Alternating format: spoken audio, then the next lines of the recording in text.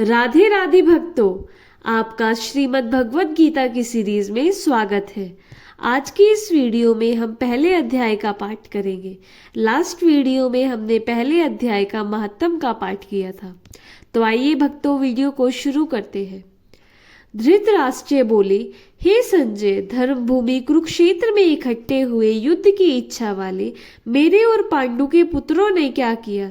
इस पर संजय बोले, उस समय राजा दुर्योधन ने वहु हर्षोन्मुक्त पांडवों की सेना को देखकर और द्रोणाचार्य के पास जाकर यह वचन कहा, हे आचार्य, आपके बुद्धिमान शिष्य द्रुपद पुत्र धृष्टद्युम्न द्वारा वहुकार खड़ी की हुई पांडु पुत्र की इस बड़ी भारी सेना को देखी। इस सेना में बड़े बड़े धनुष वाले युद्ध में भीम और अर्जुन के समान बहुत से शूरवीर हैं, जैसे कि सात्यकी, विराट तथा महारथी राजा द्रुपद और धृष्टकेतु, चेकितान तथा बलवान काशीराज, पुरोजित कुंती भोज और मनुष्य में श्रेष्ठ सवैया और पराक्रमी युधामन्यु मन्यु तथा बलवान उत्तमौजा, सुभद्रा पुत्र अभिमन्यु और द्रौपदी के पांचों पुत्र, ये सभी महारथी हैं। हे ब्राह्मण श्रेष्ठ, हमारे पक्ष में जो जो प्रधान है उसको आप समझ लीजिए। आपके जानने के लिए मेरी सेना के जो जो सेनापति हैं उनको कहता हूँ।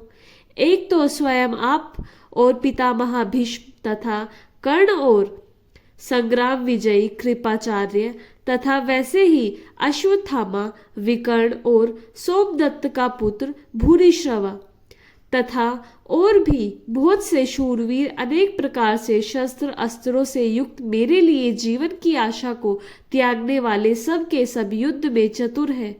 भीष्म पितामह द्वारा रक्षित हमारी वह सेना सब प्रकार से अजेय है और भीम द्वारा रक्षित इन लोगों की यह सेना जीतने में सुगम है। इसलिए सब मोर्चा पर अपनी अपनी जगह स्थित रहते हुए आप लोग सब के सब ही निसंदेह भीष्म पितामह की ही सब ओर से रक्षा करें। इस प्रकार द्रोणाचार्य ने कहते हुए दुर्योधन के वचनों को सुनकर कौरवों में वृद्ध बड़े प्रतापी पितामह भीष्म ने उस दुर्योधन के हृदय में हर्ष उत्पन्न करते हुए उच्च स्वर से सिंहनाद के समान गर्जकार शंख बजाया। उसके उपरांत शंख और नगारे तथा ढोल, मृगद और नरसिंह आदि बाजे एक साथ ही बजे। उनका वह शब्द बड़ा भयंकर हुआ। उनके अंतरात सफेद घोड़ों से युक्त उत्तम रथ में बैठे हुए श्री कृष्ण महाराज और अर्जुन ने भी अलौकिक शंख बजाए। उनमें श्री कृष्ण महाराज ने पंचजन्य नामक शंख और अर्जुन ने देवदत्त नामक शंख बजाया। भयानक कर्म वाले भीष्मसेन ने पौंड्रक नामक महाशंख बजाया। कुंती पुत्र राजा युधिष्ठिर ने अनंत विजय नामक शंख और नकुल तथा सहदेव ने सुघोष और मणिपुष्पक नाम वाले शंख बजाए। श्रेष्ठ धनुष वाले काशीराज और महारथी शिखंडी और धृष्टद्युम्न तथा राजा विराट और अजय सात्यकी तथा राजा द्रुपद और द्रौपदी के पांचों पुत्र और बड़ी भुजाओं वाले सुभद्रा पुत्र अभिमन्यु, इन सब ने हे राजन अलग अलग शंख बजाए और उस भयानक शब्द ने आकाश और पृथ्वी को ही शब्दमान करते हुए धृष्टराज्य पुत्र के हृदय विदीर्ण कर दिए।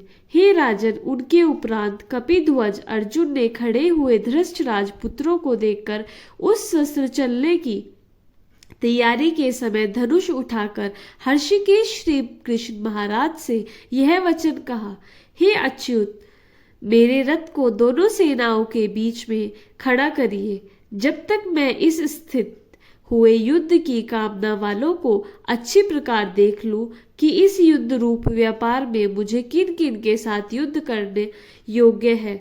दुर्बुद्धि दुर्योधन का युद्ध में कल्याण चाहने वाले जो जो ये राजा लोग इस सेना में आए हैं, उन सब को युद्ध करने वालों को मैं देखूंगा।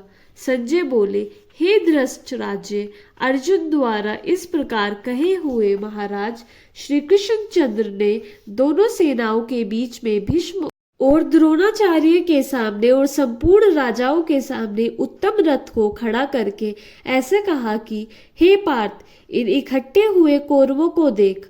उसके उपरांत प्रथापुत्र अर्जुन ने उन दोनों ही सेनाओं में स्थित हुए पिता के भाइयों को, पितामहों को, आचार्यों को, मामों को, भाइयों को, पुत्रों को, पोत्रों को तथा मित्रों को, ससुरों को और संबंधियों को भी देखा। इस प्रकार उन खड़े हुए संपूर्ण बंधुओं को देखकर वे अत्यंत करुणा से युक्त हुए। कुंती पुत्र अर्जुन शोक करते हुए बोले, हे कृष्ण, इस युद्ध की इच्छा वाले खड़े हुए स्वजन समुदाय को देखकर मेरे अंग स्थिर हुए जाते हैं और मुख भी सूखा जाता है।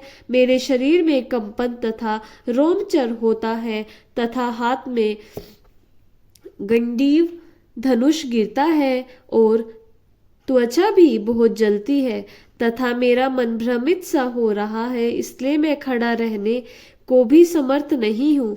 हे केशव, लक्षणों की विपरीत ही देखता हूँ तथा युद्ध में अपने कुल को मारकर कल्याण भी नहीं देखता। हे कृष्ण, मैं विजय नहीं चाहता और राज्य तथा सुखों को भी नहीं चाहता। हे गोविंद, हमें राज्य से क्या प्रयोजन है अथवा भोगों से और जीवन से भी क्या प्रयोजन है, क्योंकि हमें जिनके लिए राज्य, भोग, सुख आदि इच्छित है वे ही सब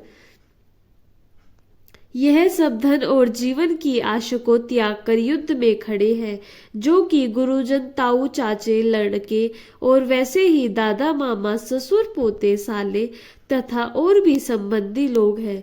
इसलिए हे मधुसूदन, मुझे मारने पर भी अथवा 3 लोक के राज्य के लिए भी मैं इन सबको मारना नहीं चाहता। फिर पृथ्वी के लिए तो कहना ही क्या है। हे जनार्दन, धर्मराष्ट्र के पुत्रों को मारकर भी हमें क्या प्रसन्नता होगी। इस अतायातियों को मारकर तो हमें पाप ही लगेगा। इससे हे माधव, अपने बांधव दृष्ट राष्ट्र के पुत्रों को मारने के लिए हम योग्य नहीं हैं, क्योंकि अपने कुटुंब को मारकर हम कैसे सुखी होंगे। यद्यपि लोभ से भ्रष्टाचित हुए ये लोग कुल के नाशकृत दोष को मित्रों के साथ विरोध करने में पाप को नहीं देखते हैं, परंतु हे जनार्दन, कुल के नाश करने से होते हुए दोष को जानने वाले हम लोगों को इस पाप से हटने के लिए क्यों नहीं विचार करना चाहिए, क्योंकि कुल के नाश होने से सनातन कुल धर्म नष्ट हो जाते हैं। धर्म के नाश होने से संपूर्ण कुल को पाप भी बहुत दबा लेता है तथा हे कृष्ण, पाप के अधिक बढ़ जाने से कुल की स्त्रियां दूषित हो जाती है और हे वैष्णवे, स्त्रियों के दूषित होने पर वर्ण संकार उत्पन्न होता है और वह वर्ण संकार कुल घातियों को और कुल को नरक में ले जाने के लिए होता है। लोभ हुई पिंड और जल की क्रिया वाले इसके पितृलोभ लोग भी गिर जाते हैं और इन वर्ण संकार कारण दोषों से कुल घातियों के सनातन कुल धर्म और जाति धर्म नष्ट हो जाते हैं तथा हे जनार्दन, नष्ट हुए कुल धर्म वाले मनुष्य का अनंत काल तक नरक में वास होता है, ऐसा हमने सुना है। अहो शोक है कि हम लोग बुद्धिमान होकर भी महान पाप करने को तैयार हुए हैं, जो कि राज्य और सुख के लोभ से अपने कुल को मारने के लिए उद्यत हुआ है। यदि मुझे शस्त्र रहित न सामना करने वाले को शस्त्रधारी धृतराष्ट्र के पुत्र रमणे मारे तो वह मारना भी मेरे लिए अति कल्याणकारक होगा। संजय बोले, रणभूमि में शोक से उद्ग्रीव मरने वाले अर्जुन इस प्रकार कहकर बाण सहित धनुष को त्याग कर रथ के पीछे भाग में बैठ गए। भक्तों, ये था श्रीमद् भगवत गीता का पहला अध्याय। नेक्स्ट वीडियो में हम श्रीमद् भगवत गीता के दूसरे अध्याय का महत्व सुनेंगे। वीडियो अच्छा लगे तो लाइक करें, कमेंट बॉक्स में जय श्री राधे कृष्ण अवश्य लिखें। ऐसी वीडियो देखने के लिए चैनल को सब्सक्राइब करें और आप सभी को राधे राधे, जय श्री राधे कृष्ण।